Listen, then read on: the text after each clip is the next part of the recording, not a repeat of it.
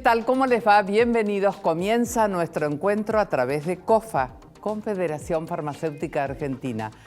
Temas sumamente interesantes que vamos a tratar hoy. Vamos a hablar del Día Mundial de la Lucha contra el Cáncer. Vamos a hablar de cardiopatías congénitas y también de un tema de muchísima actualidad, el alcoholismo y la conducción. Empezamos de esta manera. Llega la farmacéutica María Di Pisa y vamos a hablar de cardiopatías congénitas. ¿Qué son? Las cardiopatías congénitas son cuando el bebé tiene un desperfecto o un defecto en su corazón. Es congénito todo lo que viene desde el nacimiento. Claro. Es una mala formación dentro de la panza de la mamá durante el embarazo. La cardiopatía puede afectar las distintas cavidades del corazón, como los ventrículos o las aurículas. También las conexiones entre los ventrículos. Esta es la más común en los bebés. Puede afectar tanto las paredes del corazón como los vasos, la vena pulmonar, la aorta, también las válvulas. Claro. De acuerdo a lo que no se haya formado correctamente, Durante el embarazo. Exacto, lo que no se haya terminado de formar durante el embarazo va a ser la cardiopatía y la gravedad de esta cardiopatía. ¿Y qué síntomas presenta? Tenemos dos tipos de cardiopatía. Una que es la cianótica, que en este caso lo que no hay es oxígeno. Y se llama cianótica porque los dedos de los pies, de las manos y los labios toman un color azulado. Sí. Acá lo que falta es el oxígeno para distribuirse. Estos bebés es la más común y los síntomas aparecen muy rápido, enseguida se diagnostica. Y los bebés van a tener un crecimiento más lento, tienen dificultad para alimentarse, tienen bajo peso. No tienen oxígeno, les Exacto, falta oxígeno. No tienen fuerza. No tienen fuerza. Transpiran de mientras que comen y tienen un crecimiento menor que los niños de la misma edad. Sí. Claro. Y después tenemos la no cianótica, en este caso lo que falta es la contractibilidad del corazón. Está el oxígeno, pero cuesta el trabajo del corazón para distribuirlo. En este caso no va a estar el color azulado. O sea que no hay síntomas visibles. Exacto, no hay síntomas tan visibles y muchas veces se lo descubre después que el nene tiene unos 3 o 4 años. Claro.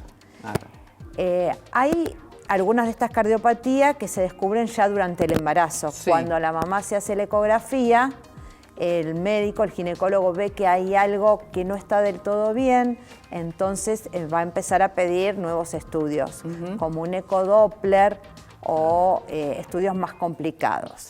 Esto va a llevar que se haga un tratamiento más exhaustivo de esta mamá durante el embarazo, se la va a controlar más y muchas veces cuando nazca en el parto se va a ver un equipo especial para tratar al bebé. Por supuesto. Ahora, ¿hay conocimiento de qué es lo que produce esta hay factores como por ejemplo la rubiola.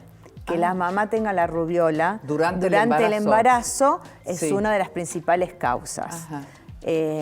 Otra de las causas son algunos medicamentos, como por ejemplo el litio que se usa para las depresiones.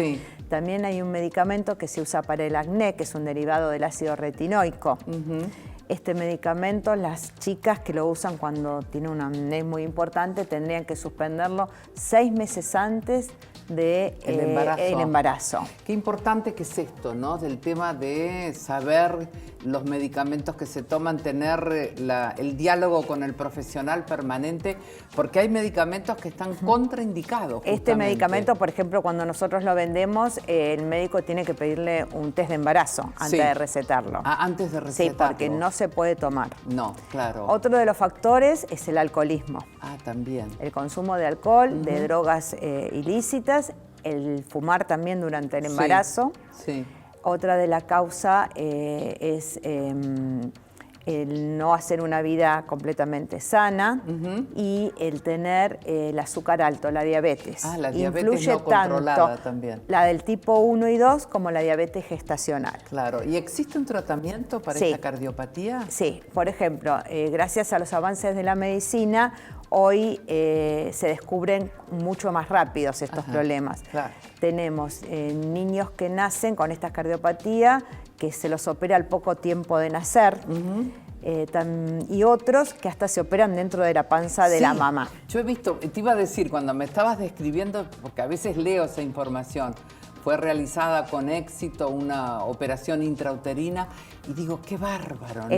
Es importantísimo y antes estos chicos estos bebés morían muy rápido y hoy llevan a una sobrevida y llegan a la adultez. Por supuesto que van a tener que tener muchos controles y seguimientos, pero tienen muchas más probabilidades de llegar a ser adultos. Hay algunas cardiopatías que tampoco son tan graves y ni siquiera necesitan un tratamiento tan importante, pero sí un control, porque puede haber hipertensión, puede haber taquicardia, pueden aparecer otros síntomas, pero no tan graves. Y también estas cardiopatías a veces acompañan a enfermedades genéticas, como el síndrome de Down, el síndrome de Turner y otras enfermedades genéticas que llevan acompañadas este otro tipo de problema. Bueno, o sea que el control es altamente recomendable, no solamente durante el parto, sino durante el embarazo también. Exactamente. El control del embarazo, el seguimiento y después prestar atención por ejemplo, al crecimiento del bebé o del niño, cuando uno lo compara con otro de su misma edad y es más lento. Bueno, los papás prestar atención y siempre consultar con su pediatra. Claro que sí. María, muchas gracias. No, gracias, Tete. Gracias por estar aquí. Nos vamos a una pausa y ya estamos de regreso. Si te duele, que sea de risa. Para todas las demás molestias, existe Sertal. El antiespasmódico que alivia malestares estomacales, dolores menstruales, digestivos y espasmos intestinales. Sertal. Qué felicidad sentirse bien. Bienvenida a la farmacéutica Diana Parma. Bueno, interesante el tema porque es de tanta actualidad, ¿no? Sí, sí. La relación entre el alcohol y la conducción, ¿no? Y afecta muchísimo, ¿no? El consumo de alcohol a la seguridad vial. Sí, se considera que es una de las principales causas de accidentes en la vía pública, tanto graves como fatales. Entonces es algo a tener muy en cuenta porque sobre todo en un determinado grupo etario, uno de cada 4 accidentes se detecta que el conductor tenía un exceso de alcohol en sangre. Porque ¿qué es lo que pasa cuando hay mucho alcohol o alcohol en la sangre de una persona y se pone a manejar? O sea, o cómo se empieza a modificar su comportamiento. Lo que primero generalmente aparece es una falta de reacción para determinadas situaciones. O que eso se demora en el tiempo. Entonces, si uno tiene que frenar, no va a llegar a frenar tal vez porque justamente el alcohol hizo que no le permitiera esa reacción. Exacto. Después es bastante difícil detectar los límites de la calzada por donde uno va. Ni que hablar en un túnel, pero a veces eso de pisar la banquina o todo puede ser también debido a un exceso de alcohol en sangre. Porque también a veces se duermen. Y bueno, con determinados valores, y que uno eso es lo que se tiene que ponerse a pensar, que no tienen que ser tan altos para que estos efectos aparezcan. Entonces, donde tenemos el límite, como acá en la capital federal, de 0,5 gramos por litro, ya con ese valor empiezan a aparecer estos efectos. Claro. ¿Sí? No es que uno se va a dormir al volante, se han detectado valores de 2,8, altísimos. Sí, altísimos. Pero ya con 0,5 ese individuo no tiene la misma capacidad de reacción. Y eso para el que conduce un automóvil, pero para los que conducen motocicletas es 0,2. También. O sea que es más bajo. ¿Por qué? Porque también cuando uno consume mucho alcohol empieza a perder la inhibición. Exacto. Entonces quizás se arriesga a hacer determinadas cosas que normalmente no las haría. Entonces para los motociclistas es 0,2 y para los profesionales y los principiantes 0. Eso en el ámbito acá de la ciudad de Buenos Aires. Pero después tenemos varias provincias que ya han incorporado el alcohol 0 al volante y hay un proyecto que se presentó en la Cámara de Diputados para que eso sea federal, o sea, que todas las provincias... que sea igual en todos lados. Exactamente, porque si no también eso presto como a determinada un poquito a confusión, lo importante es que el que va a conducir no tiene que beber, no tiene que pensar en ese límite que le permite la ley. No, y no aceptar esas frases. No, yo cuando tomo un poco manejo mucho mejor, estoy más atento. No, todo eso no es así absolutamente. No. Hay también una cantidad de alcohol que afecta a unas personas más que a otras. Exactamente, porque eso depende, primero, del hábito que tenga la persona. Generalmente los que están más acostumbrados a tomar tienen como un poquito más de tolerancia. Sí. Después depende de la contextura del individuo. Claro. No es lo mismo una chica que pesa 45, 50 kilos que un muchacho que pesa cerca de 100.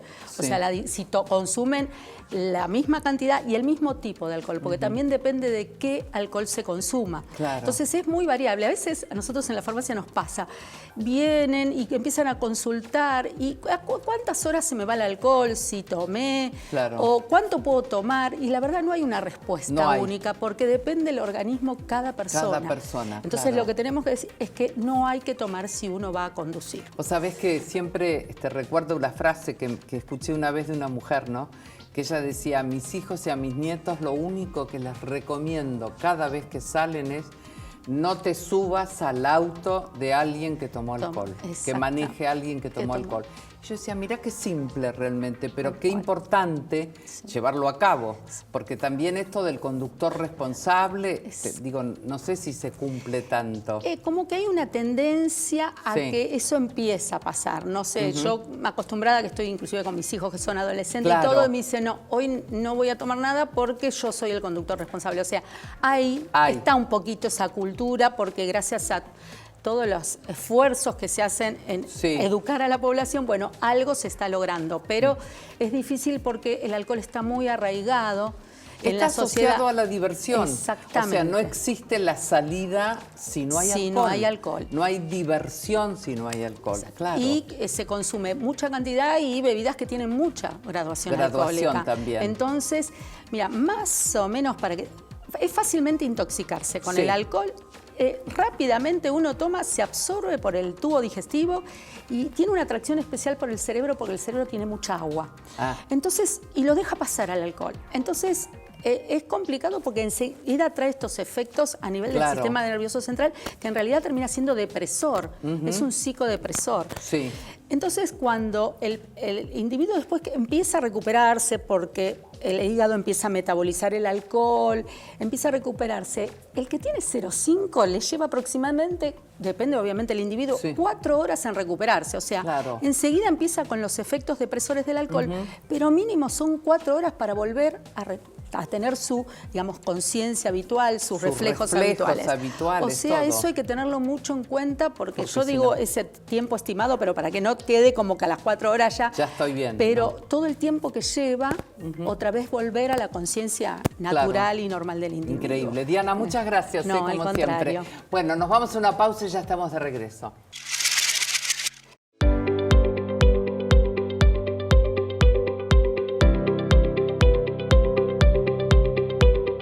Llega la farmacéutica Nancy Radicic y preguntarte cuáles son las características de la enfermedad de Meniere. La enfermedad de Meniere se debe a un trastorno en el oído interno. Si recordamos, el oído se puede dividir en 3 partes, externo, medio e interno. Y el oído interno tiene la particularidad de que cumple 2 funciones. Por un lado, por supuesto, relacionado con la audición y con la transmisión de los impulsos al cerebro para que podamos captar los sonidos.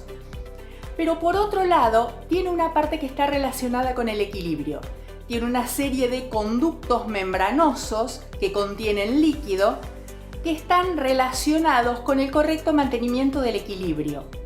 Cuando hay algún desajuste en esos conductos, se producen alteraciones en el equilibrio y pueden ir acompañados además de vértigo, sensación de mareo, en muchos otros casos náuseas, vómitos, una serie de trastornos, pero que básicamente parten de este punto, de un trastorno en el oído medio. ¿Cómo es el tratamiento? Se sabe que uno de los factores que pueden favorecer la aparición de los síntomas es la retención de líquido. Justamente se acumula líquido en los conductos del oído relacionados con el mantenimiento del equilibrio.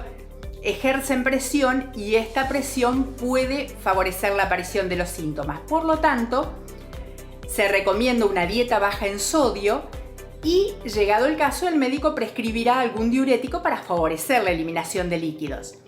También se prescribe algún medicamento, el dimenhidrato es el más conocido, para aliviar los síntomas relacionados con los vértigos, los mareos y también un poco las náuseas.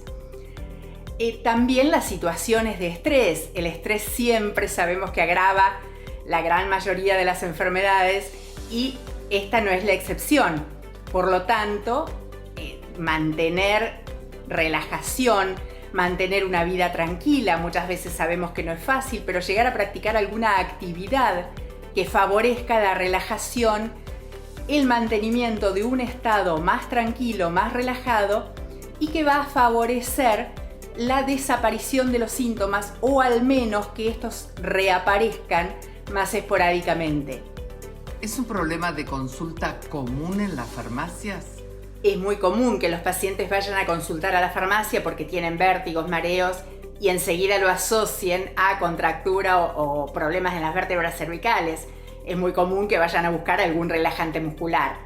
Pero es importante, el farmacéutico le va a hacer el interrogatorio para indagar si además tiene algún síntoma relacionado con los oídos, como la pérdida de audición, la sensación de presión, para realizar, en caso de que así sea, la inmediata derivación al médico, porque esto hace sospechar que pueda tratarse del síndrome de Meniere. Y es importante que se lo trate a tiempo, por un lado para mejorar la calidad de vida del paciente, pero por otro lado, en algunos casos, el síndrome de Meniere no tratado a tiempo, puede llevar a una pérdida de la audición. Por eso es importante no banalizar la presencia de vértigos y mareos o pérdida de equilibrio y concurrir de inmediato, realizar la consulta con el farmacéutico o directamente con el médico para, si se trata de enfermedad de Meniere, justamente recibir el correcto tratamiento. Gracias, Nancy.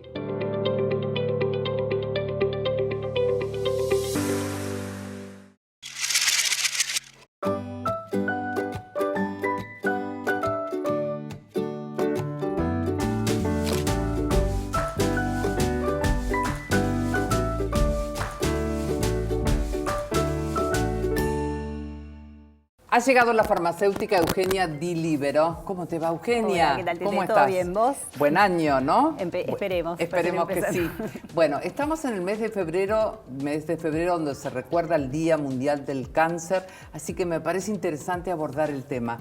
¿Qué es el cáncer? Bueno, el cáncer es un grupo de enfermedades que comparten como característica común que hay un grupo de células que pierden sus mecanismos de crecimiento, de multiplicación y de muerte celular programada. Cada célula de nuestro organismo tiene que morir ordenadamente también. Bueno, en el cáncer esos mecanismos se alteran por una alteración genética, entonces empiezan a multiplicarse descontroladamente y anormalmente.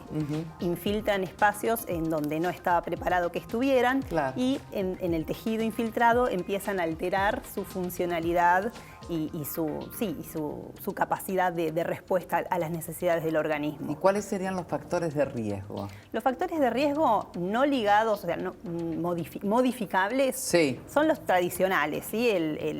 Al control de los factores de riesgo tradicionales. Hay algunas infecciones crónicas que se asocian al desarrollo del cáncer.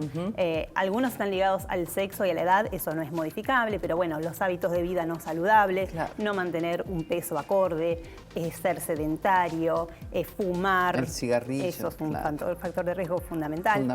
Como te decía, algunas infecciones como la del HPV, la del Helicobacter pylori, están asociadas al desarrollo de neoplasmas, que es otra de las acepciones del término. Las defensas. Porque alteran justamente por qué una célula empieza a desarrollarse descontroladamente. Porque ocurren alteraciones a nivel genético. Y eso puede ser por exposición a tóxicos ambientales, al tabaco, algunas sustancias cancerígenas. Sí. También puede ser por algo ligado a la genética que no se comprende bien y por algunas infecciones que justamente también tienen este mecanismo de poder alterar la genética celular. Eugenia, ¿cuáles serían las señales de alarma? Bueno, fundamental, porque uno deja pasar y una de las características fundamentales en el pronóstico es el tiempo de diagnóstico. Cuanto menos esté diseminado y cuanto más precoz sea el diagnóstico, más posibilidades hay de que haya un buen pronóstico. Sí.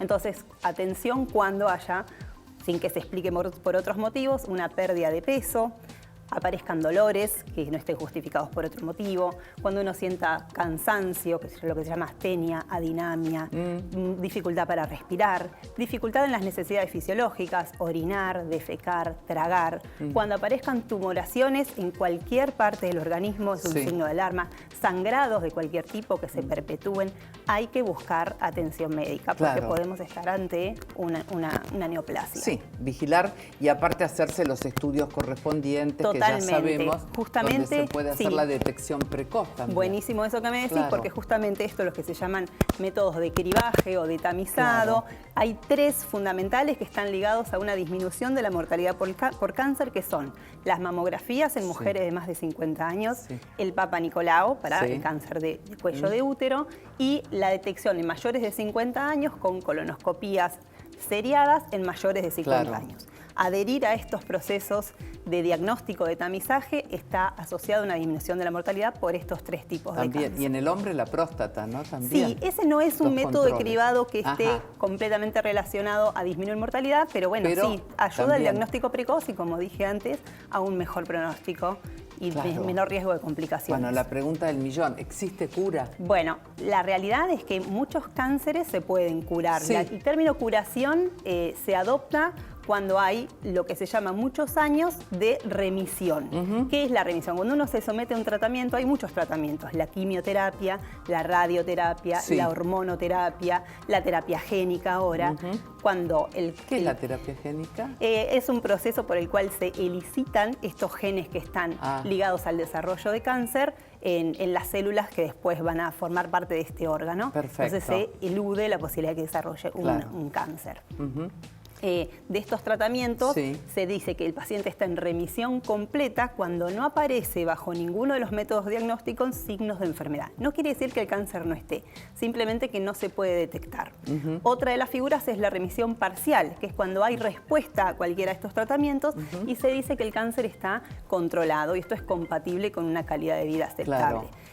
Bueno, entonces, cuando hay muchos años de remisión completa, se puede considerar al cáncer curado. Viste que uno conoce, ¿no? Creo que todos conocemos a gente que te dice, pasaron 5 años, pasaron 10 y ahora exactamente, estoy pero siempre hay que controlarse. Claro, porque uno no puede estar seguro de que esa remisión completa vaya a perpetuarse. Y algo importante que me gustaría decir es que desde el momento del diagnóstico, algo a lo que es conveniente adherir es al concepto de cuidados paliativos, que están muy demonizados porque se asocian al uso de morfina y al paciente en estadio terminal. Sí, me encanta que hables de ese tema porque me parece fundamental. Los cuidados paliativos es acompañar el final de una persona para que esté de la mejor manera posible. Sí, no necesariamente el final, es acompañarlo desde el momento del diagnóstico de una enfermedad que amenaza su vida, desde el momento del diagnóstico para paliar cualquier tipo de síntomas. Por lo tanto, que tenga mayor confort. El destino puede ser una curación, una remisión parcial o completa,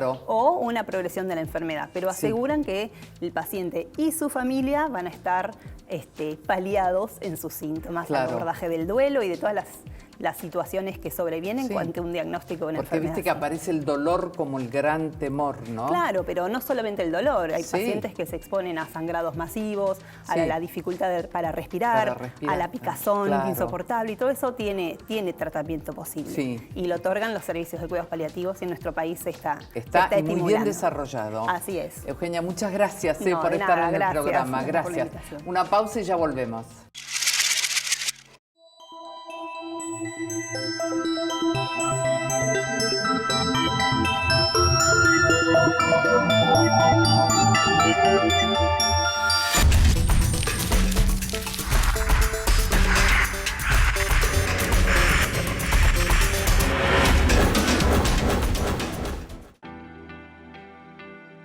Desde hace 10 años, Mastelones lleva a cabo una campaña solidaria para ayudar a los que más lo necesitan. Este año decidimos que los hospitales sean los protagonistas. Por eso, vamos a donar 250.000 vasos de leche a los hospitales que están en las comunidades donde la Serenísima tiene sus plantas.